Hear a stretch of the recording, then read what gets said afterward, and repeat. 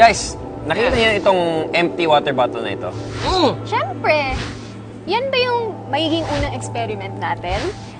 Tama ka. Ito yung gagamitin natin para sa ating first experiment. Okay? Wow! Ano Lalagyan ko to ng tubig. Okay? Tapos, ibubuhos ko siya. Sa amin? Sa amin? Hindi naman, guys. Hindi mo na ako gano'n kabrutal. Hindi. Dito ko siya ibubuhos sa bowl na ito. Okay? Okay, tapos obserbahan niyo mabuti kung anong mangyayari. Okay? So, empty siya ngayon. Empty! Okay? Bubuhusan ko siya ng tubig. Buhusan ng tubig. Dadamihan ko, pupunin ko siya. Buhusan ng tubig. Kita niyo, maraming tubig ang pumapasok. Maraming tubig ang pumapasok. Lapit na mapuno. Oh, ayan na. Puno na siya. Nakita niyo, di ba? Na! Okay. So, puno yan. Okay. Bubuhos ko ngayon ang tubig. Oh! Ano yung magic? Bakit konti? Kanina ang dami nun na! Kaya nga, nangalahati yung pitchel Oh, eh. nakita niyo, di ba? Magic From ba here yan? to here. Pero yung volume na lumabas, So, konti lang. ganyan lang. Sobrang konti naman nun. Bakit ganon? Bakit nga ganon? Magic ba yan? Actually, mukha lang siyang magic alodia, pero hindi talaga. Hindi yan. Dahil may science explanation ito. We need a plastic bottle. Plastic Empty. bottle. Okay, sealant, PVC pipe, and of course, water. What's Alright. Okay, so first step, kukunin natin itong clay sealant natin. Okay. Tapos, ilalagay lang natin siya dito sa upper portion ng PVC pipe natin. Okay. Parang ganyan. Didikit, isushoot natin siya dito. Oops. Kapal siya.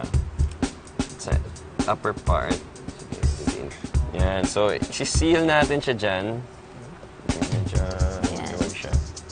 Hintayin natin siya tumigas. Tama, Elodia? Tama. Mga ilang minuto lang naman. Ilang minuto lang. Ayan, tatanggalin ko lang yung mga excess residue dito sa labas kasi hindi naman natin kailangan yan. Okay. Parang maganda tingnan naman yung ating magic bottle. So, bubutasan ko siya. Using this nail, okay, bubutasan ko lang siya dito. Oh, grabe naman. Nabutas mo Yeah. agad yun. Kailangan ng butas para... Athlete. And then, pupunin ulit natin.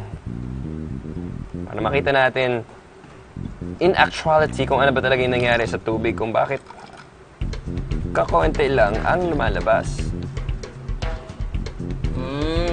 Oop. Slowly. There you go. So, puno na siya, di ba? Puno na. Pero kapag binuhos natin ng ganyan, uy! Ang dami pa, pero yan na. Konti lang. Isa pa nga. Ayun. Wow! Ang dami pang natira! Ang daming tubig, see? Kaya pala! Ang nangyayari, nagsa-separate siya, di ba? Bakit may butas? May kinalaman yan sa pag-equalize ng air pressure. Kasi kung hindi, andyan siya lalabas, oh. Okay! I believe! Malaking ginagampan ng papel ang butas na nasa bote. Nang ilagay o iharang ang daliri sa butas, nag-create ito ng vacuum. Meaning, wala nang hangin ang nakakapasok sa loob ng bote. Kaya kung ano lang ang tubig na nasa loob na mismo ng PVC pipe, ang siya lang makakalabas mula sa bote. I believe.